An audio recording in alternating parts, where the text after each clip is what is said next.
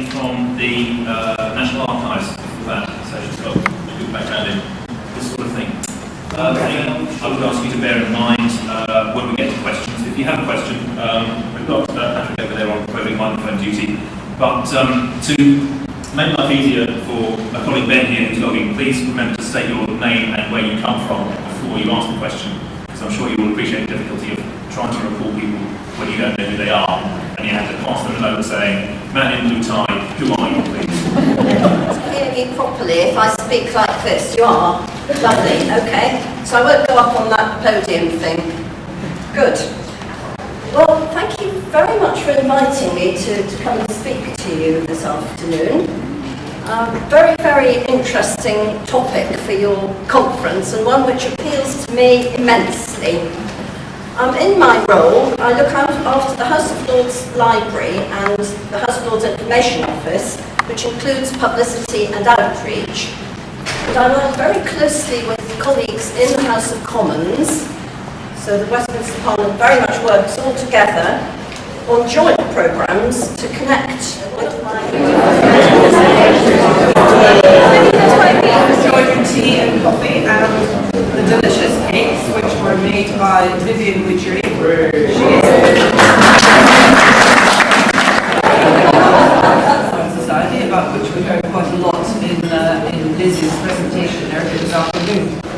Now, I'm often asked what the connection is between Hansard and Parliament and the Hansard Society, and the answer is not much. Thanks for inviting the Hansard Society. Most of you, while you were out getting your teas and coffees and delicious cakes, which I didn't get any, so I may just be asking you for a few, is that you should have this on your seats. If you don't, unfortunately, I've run out. So I know there are some spare ones on seats, so please do pass them around to those people who don't have them. As you've already been told, what is the connection between Parliament, Hansard and Hansard Society? We're quite often called the critical friend of Parliament, and hopefully by the end of this presentation you will actually see where we've actually come from that point of view. As you've already been told, we were actually founded in 1944. Our founder's name was Stephen King Hall. Our first members were Winston Churchill and Clement Attlee, and they each put in £1 in the belief that democracy would be safeguarded by being understood, debated and improved, and Hansard was key to that, obviously. We ourselves are an independent, non-partisan political education and research charity, and yes, it's possible to be political and not partisan, which is what we do very well. House of Lords Hansards have had long-standing connections with TSO, and our relationship has evolved over the years. From the days when I was a reporter and we sent typewritten copy covered in handwriting, which their skilled operators then had to decipher and typeset, through to sending them word-processed clean copy in electronic files, and now to the present day when we send them PDF files for printing and XML and Word files for presentation on the internet. TSO have a tradition and heritage of no-fail delivery to Parliament, as well as to many other government and private sector organisations. Respect and a shared understanding of the importance of getting the book out on time. TSO Client Services Director Richard South is also here. Hey everybody, hope you're enjoying the conference so far and that the evening's activities are not been too strenuous for you. This morning I'd like to talk to you about a few of the key initiatives for TSO working with the House and across our entire portfolio of official publishing that are really aiming at raising awareness of what's going on in these buildings and what it really means, and towards encouraging participation with wider audiences outside. But first I'm going to cover a little bit of background. Lorraine's given us a brief introduction to the history of TSO, encapsulated in just a few seconds for you there. TSO is the official publisher and distributor for UK legislation, command and house papers, and the official gazettes. We're also the official printer and distributor for select committees and for Hansard as well. Key to our work are the kind of twin aims, if you like, of raising public awareness of the policy-making work that happens within Parliament and government, and also bringing those official and parliamentary publications to a wider audience. Look at the strategy, digital strategy for the business as a whole. Today I am going to talk about the future of the web. I'll ask you a few questions in a minute to get a show of hands, but basically the web is changing at the moment, and the next wave of innovation is coming through, and I'm just going to give you a quick, very brief heads up on what that might mean. Semantic web is. What the ancient office of deliverer of the vote does, but I'm absolutely sure that his formal job description doesn't begin to cover what he actually does for Parliament. For example, he manages the printing contract for us. You can imagine how big and important a contract that is, as it covers all Hansard publications or procedural documents, amendment papers, committee reports, etc., or challenge as we must call it these days. John will come up with a way of resolving it. He's the fixer around these parts, and he always delivers. The deliverer of the vote is what it's all about. It's all about delivery. But it is a very strange title, and what on earth does it mean? And the trouble is, it doesn't really tell you anything about what I do here, because the one thing it's not to do with, for instance, is voting. So it's nothing to do with voting in the chamber of the House of Commons. Nothing at all. Run over time, as is the way that that's this, but I should say, just on the cusp of midday, good afternoon, ladies and gentlemen, and other guests. I want to thank the Association for the opportunity to make this short presentation, and I will ensure that it is short, a presentation about the work of the Group International, and indeed the partnership that we have continued to foster with our own Palace of Westminster and our colleagues working very hard in Hansard. The next presenter is a key member of our organisation, and Ian, I'm sure, will be hopefully making mention of this in his presentation, but I'll come on to his role very shortly.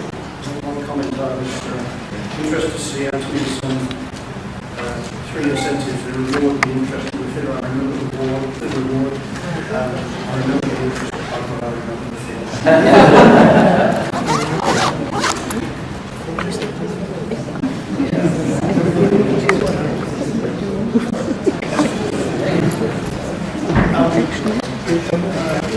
Well, hello everybody. There's some faces here that I recognise, even though I can't remember all the names. So I'm not completely finished. I must say, I feel rather like the fossil of the dinosaur that's been on Earth, who's blinking at the light. But I retired, as Simon said, 6 years ago, but it was great to see that the CHEA is still in good shape, and if I may say so, in good hands. Pleased to see so many people here. Well, next year is a special birthday, because the official report, and I'm reading the official report, advisory to the official report, is 100 years old. It celebrates its centenary on the 16th of February. And we have a project to mark that centenary. The official report was born in 1909, but it was conceived more than 100 years before that. Before I tell you about the project that we have in hand, I hope you'll bear with me if I talk to you for a few minutes about how we arrived at that 1909 milestone. That's what we were all counting. We said, hang on, are we going to run for money?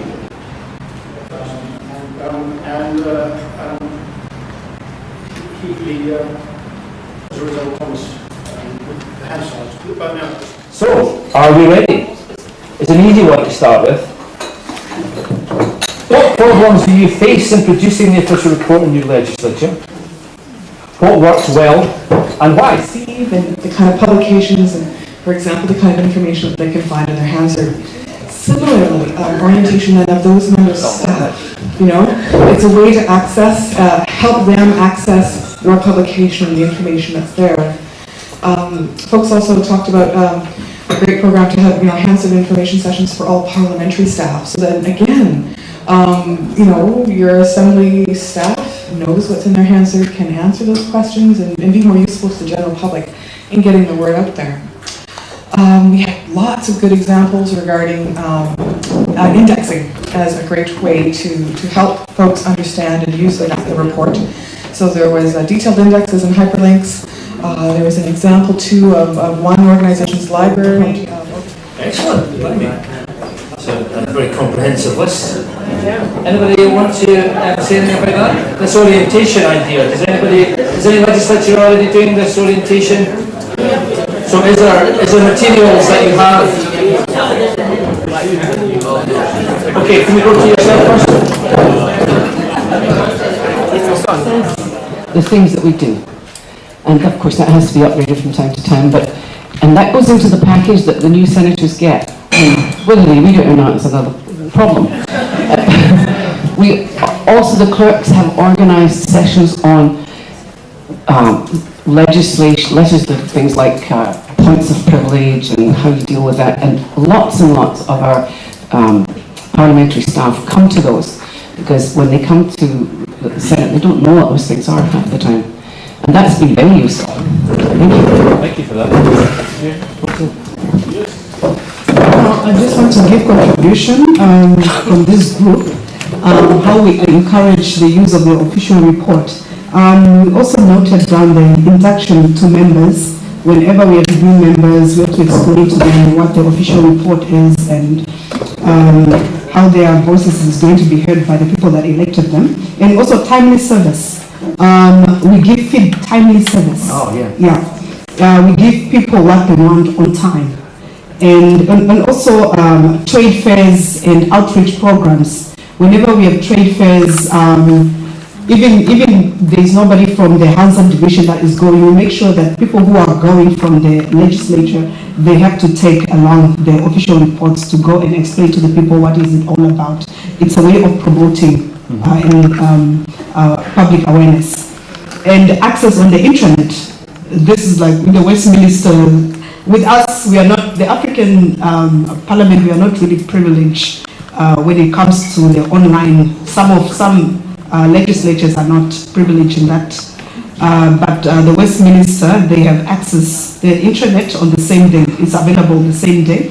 And also it's distributed for free to members. I think everybody distributed for free to members. Yeah, everybody charges for their Hansard.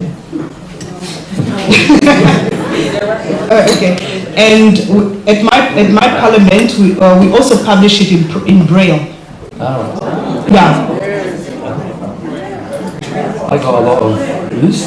Namibia. So we've been talking a little bit about how we.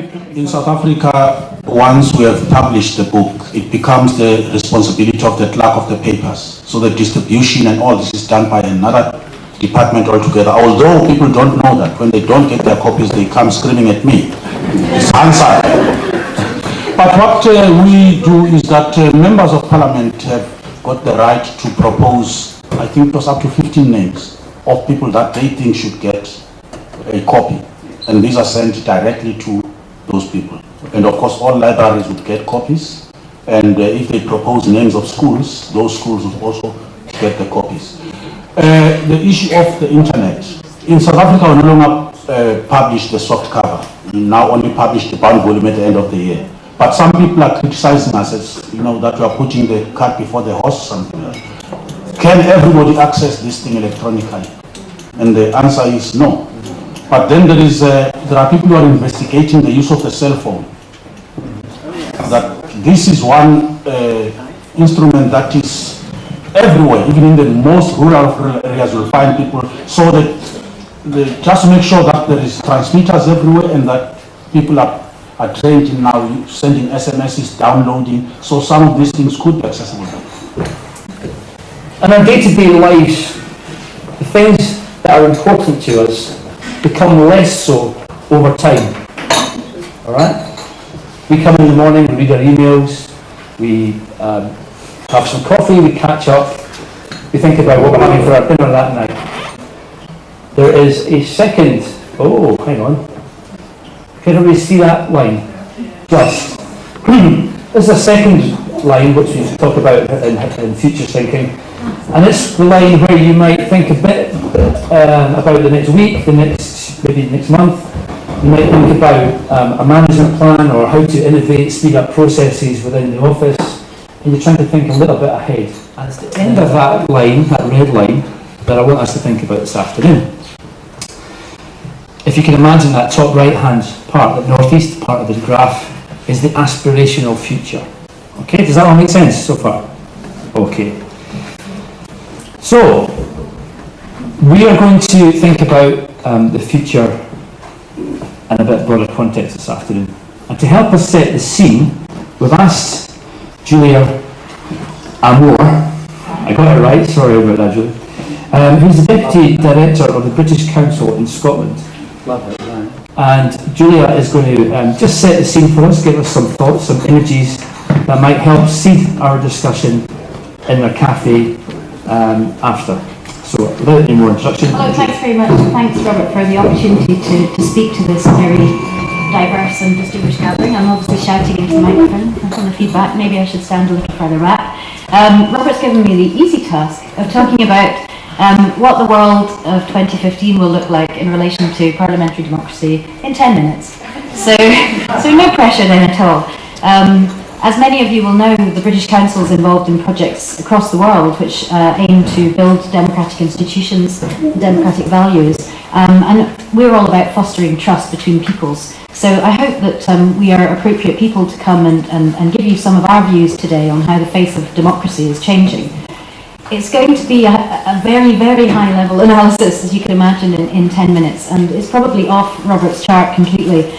It's not so much about what we aspire to as about what backdrop do we think the developments within our own legislatures will be taking place against. So I'd like to encourage you to see it as sort of like a description of the global climate, features like the jet stream or the North Atlantic conveyor, against which each of us have our own regional climates and then local weather in terms of what our own parliaments, our own legislatures will want to be discussing and how they will want to and how they will be forced to engage with their citizens as their citizens make demands of those parliaments. Great that huge population, also how so many people can participate in democratic and other processes, and we might have some grey parliaments, which I actually think would be quite a good idea.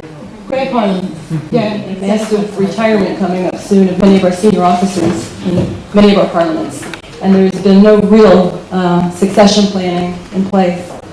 We've also talked about immigration and migration as the world becomes a global village. We see different languages creeping into our parliaments that maybe were not there before that will now have to be translating. I do not want to translate 11 languages. And we spoke about also fuel costs and oil prices. And then for our provocative one, we came up, what's weird work? What was that? What's weird work? What's weird work? The dress code. Thank you very much. Okay, we've got a whole raft of things. Did anybody else get energy? You can talk about energy? It's very topical at the moment. Do you want to pick up on that? What I was going to say, everyone's here where changes in government, we felt were going to be important, and we felt one thing about that when we obviously in Scotland we've seen that the minority government, what that means for the Parliament, how that's changed in some ways. We heard earlier this morning the way that the Parliament may work and the workload of the official reports. And another thing about when there's a change in government, that may also can lead to, in some situations, to maybe a change in staff. Maybe a case that people may be able to bring in their own people, so to speak. And that can mean a dramatic change. And there can also be a change in funding. If they decide on certain things, the government can make changes in funding. So that can be very significant. We also thought, as you mentioned already, advances in technology, they're clearly going to be hugely significant. One specific thing that came up was in one legislature was simultaneous interpretation in respect of language. Hallelujah.